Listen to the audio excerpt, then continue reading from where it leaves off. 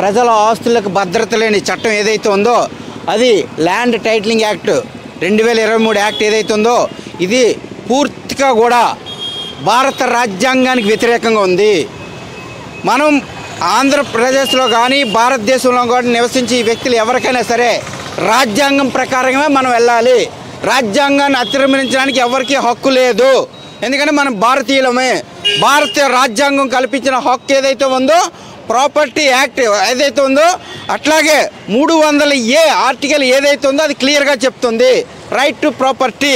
అంటే ప్రతి ఒక్క వ్యక్తికి కూడా భారతదేశంలో నివసించే వ్యక్తికి కూడా ఇల్లు కట్టుకోవడానికి ప్లేస్ తీసుకోవచ్చు, పొలం పండించడానికి స్థలం తీసుకోవచ్చు, అలాగే ఆ పొలంతో పంట పండిన తర్వాత తినడానికి కూడా మనకు హక్కు ఉంది. అది ఆ హక్కుని కాలు రాస్తుంది ఆంధ్రప్రదేశ్ ప్రభుత్వం ఈ యాక్ట్ తీసుకురావడం ద్వారా. ఎందుకంటే భారతదేశంలో 29 రాష్ట్రాలు ఉన్నాయి.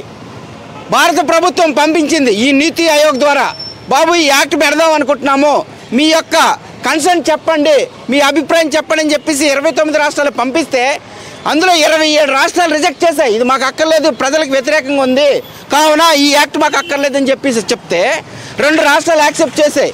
అదేంటి మహారాష్ట్ర, ఆంధ్రప్రదేశ్ యాక్సెప్ట్ చేసాయి. మహారాష్ట్ర కూడా అప్పటికే మహారాష్ట్రలో ఉంది. వాళ్ళు చూశారు ఇది కూడా ప్రజలకి వ్యతిరేకంగా ఉంది కాబట్టి మాకు కూడా వద్దని చెప్పేసి మహారాష్ట్ర ప్రభుత్వం కూడా విత్డ్రా చేసుకుంది.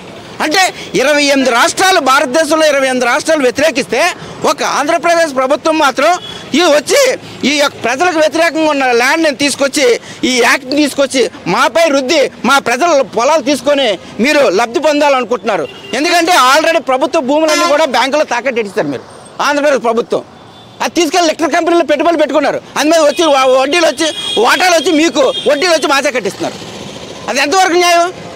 అలాగే ఈ రోజున ప్రైవేట్ వ్యక్తుల ఆస్తులు, అలాగే ప్రభుత్వ భూములు, ప్రైవేట్ వ్యక్తుల ఆస్తులన్నీ కూడా వాళ్ళు ఈ యాక్ట్ తీసుకొచ్చి వాళ్ళ కన్సర్న్ పర్సన్స్ తీసుకొని ఒక రాజు అవుదాం అనుకుంటున్నాడు. ఎందుకంటే ప్రజాస్వామ్య దేశంలోనే జ్యుడిషియరీ ఉంటుంది, జ్యుడిషియరీ కాపాడుతుంటుంది ఈ దేశాన్ని, ఈ దేశ భద్రతని.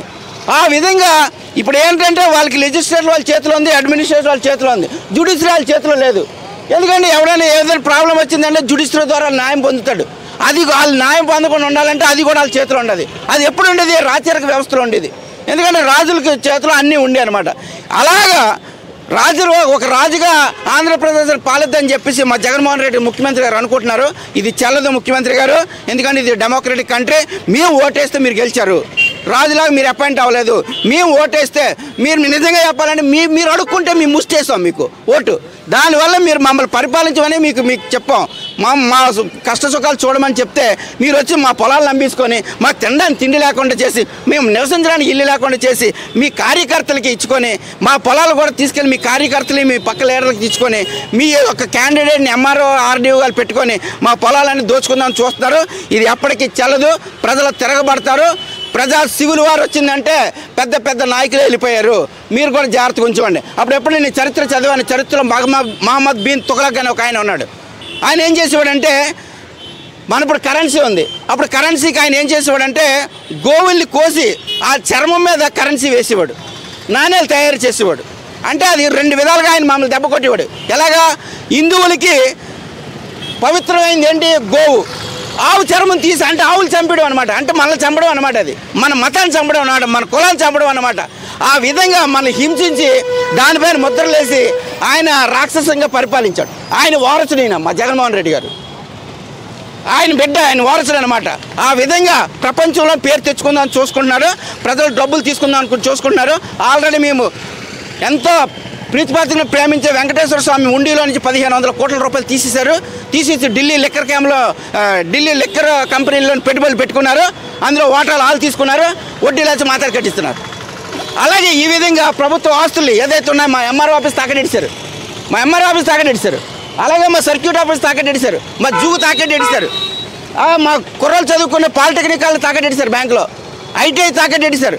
ఇలాగ అన్నీ కూడా మేము అప్పుడే ఆదివారం సెలవులు వచ్చాయంటే మా పిల్లలు కానీ ఎవరైనా సరే మానసిక వికాసం కోసం ఆ కొండల చుట్టూ బీచ్ చుట్టూ తిరుగుదామంటే ఆ కొండను కొరికేసి ఆ కొండలపైన మాకు టూరిజం ద్వారా సంవత్సరానికి 10 కోట్ల రూపాయల ఆస్తి వచ్చేది, ఆదాయం వచ్చేది. మా కుర్రలకి ఉద్యోగాలు వచ్చి టూరిజంలో టూరిస్ట్ గైడ్లుగా ఉద్యోగాలు వచ్చి, అలాగే అక్కడ హోటల్ పెట్టేవారు టూరిస్టులు ఉండడానికి హోటల్స్ ఉండి ఆ హోటల్లో నివసించడానికి, ఆ హోటల్ కట్టడానికి పెట్టుబడిదారులు ముందుకు వచ్చేవారు. అందులో మా విద్యార్థులకు ఉద్యోగాలు వచ్చి, అలాగే ట్రాన్స్పోర్టేషన్ వచ్చేది. ఆ ట్రాన్స్పోర్టేషన్లో మా విద్యార్థులకి, టెక్నీషియన్స్కి, లేబర్కి అన్ని ఉద్యోగాలు వచ్చి అవన్నీ కట్ చేసేసి ఆయన మొత్తం కొలాప్ చేసేసి 400 కోట్లు పెట్టి ఆయన అప్పుడప్పుడు వచ్చేటట్టు గెస్ట్ హౌస్ కింద కట్టుకుంటాడట. గెస్ట్ హౌస్ అంటే అది మా ల్యాండే, మా ప్రభుత్వ ల్యాండ్, అది మా ప్రజల ఆస్తి. అది ప్రజల ఆస్తిని తీసుకొచ్చి ఆయన గెస్ట్ హౌస్ కట్టుకుంటాడట. అంటే ఇక్కడ 400 కోట్లు అవి ఎరగొట్టడానికి 50 కోట్లట. ఎరగొట్టడానికి 54 కోట్లు పెట్టాడంట. అది కాస్ట్ వచ్చి 10 కోట్లు, అది ఎరగొట్టడానికి వచ్చి 54 కోట్లు. ఎందుకంటే 54 కోట్లు ఆయన లక్కీ నెంబర్ 9. 54 కోట్లు అంటే టోటల్ 9 వస్తుంది కదా. ఆయన 9 రావాలని చెప్పేసి మీ ప్రజలు ఏమైపోయినా మాకు అనవసరం అని చెప్పేసి వాళ్ళని ఎరగొట్టాడు. ఆ విధంగా మా భూములన్నీ కూడా, మా కొండలు గుట్టలు అన్నీ కూడా ఆక్యుపై చేసి ఈ యాక్ట్ తెచ్చడం ద్వారా ఆయన ఏంటంటే ఎంఆర్ఓకే రైట్స్ ఉంటాయి, ఆర్డీఓకే రైట్స్ ఉంటాయి. వెళ్ళి ఏమనంటే ప్రాబ్లం ఉంటే ఎంఆర్ఓ దగ్గరికి వెళ్ళాలట. ఎంఆర్ఓ వాళ్ళ క్యాండిడేట్ ఉంటాడు. వాళ్ళు ఎవడు మా సమాధానం చెప్తారా? ఆ ఎంఆర్ఓ కానీ వాళ్ళకి చట్టాల మీద అవగాహన ఉండదు, నాలెడ్జ్ ఉండదు.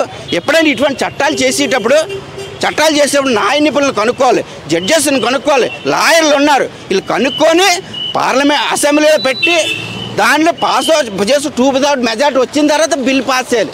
అంతేకాని రాత్రి ఎవరో పక్కన కూర్చొని చట్టం తయారు చేసి ఇది అందరూ మీకు పనికి వస్తుందని చెప్పడం ఇది హాస్యాస్పదము, ఇది రాజ్యాంగ విరుద్ధం, చట్ట వ్యతిరేకం. అది కావున ఇటువంటి యాక్ట్లు మీరు తక్షణమే రద్దు చేసుకోవాలని చెప్పి జగన్మోహన్ రెడ్డి గారు మీకు హెచ్చరిస్తున్నాం. రద్దు చేయకపోతే ఏ విధమైన పోరాటం చేయబోతున్నారు?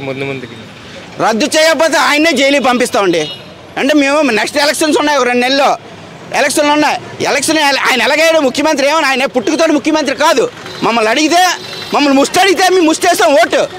ఓటే ఆయుధం, కత్తి కంటే పొదినైంది ఓటు. కావున రానున్న ఎలక్షన్లో ఇవి కానీ రద్దు చేయకపోతే మీ యొక్క ఓటుతోటి ఆయనకి బుద్ధి చెప్పాలి. ఆ విధంగా బుద్ధి చెప్పినట్టయితే అధికారులు దిగిపోతారు. తర్వాత మన ఈ యాక్ట్ని రద్దు చేసుకోవచ్చు. ఎందుకంటే మాకు భారత రాజ్యాంగం కల్పించిందండి.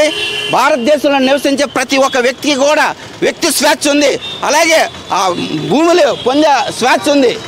ఆ విధంగా నివసించాలి తప్ప భారతదేశంలో మీరు ఒక్కరే వ్యతిరేకంగా వెళ్ళడం అనేది కరెక్ట్ కాదు. దీని మీద న్యాయ పోరాటం ఇప్పుడు ఆల్రెడీ మీరు అడ్వకేట్స్, బార్ అసోసియేషన్ మెంబర్స్ ఇక్కడ అందరూ ఉన్నారు, మొత్తం అందరూ.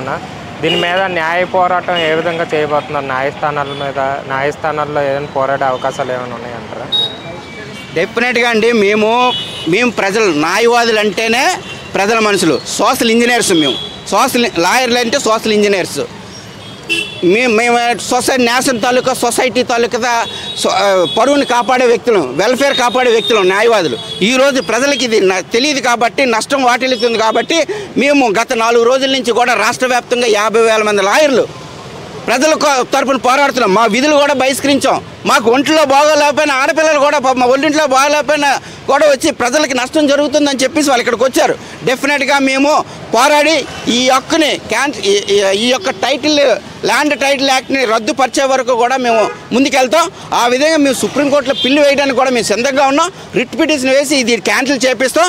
అలాగే ప్రజలందరూ కూడా తెలుసుకోవాల్సింది ఏంటంటే, ఇటువంటి ప్రజాకంటక యాక్టులు తీసుకొచ్చి మన పొలాలు తోసుకోవడానికి ప్రయత్నిస్తున్నారు కాబట్టి, వాళ్ళ వ్యక్తులకు ఇచ్చుకోవడానికి చూస్తున్నారు కాబట్టి, జ్యుడిషియర్ని కూడా వాళ్ళ చేతిలో తీసుకోవాలనుకుంటున్నారు కాబట్టి, ఆ విధంగా రాజు అవుతారు అనుకుంటున్నారు కాబట్టి, ప్రజల అప్రమత్తతో మెలిగి ఇటువంటి యాక్టులు తీసుకొచ్చిన వాళ్ళని అందరినీ కూడా మీరు రానున్న ఎలక్షన్లో ఓడించాలని చెప్పేసి ప్రజలందరికీ కూడా విజ్ఞప్తి చేస్తుంది.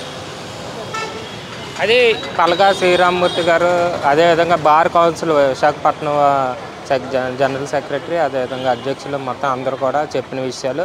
ఈ ఏపీ ల్యాండ్ టైటిల్ యాక్ట్ కానీ అమలైతే ప్రజల ఆస్తులకి తీవ్రమైన ఇబ్బందులు కలుగుతాయి, ఆస్తులు అన్యక్రాంతం అయిపోయే పరిస్థితి ఉందనేసి చెప్తున్నారు. దీన్ని కానీ విరమించుకోకపోతే తీవ్రమైన పరిణామాలు ఎదుర్కోవాల్సి వస్తుంది. అదేవిధంగా సుప్రీంకోర్టులోని, హైకోర్టులో రిట్ పిటిషన్ వేసి న్యాయ పోరాటం చేస్తామనేసి చెప్తున్నారు.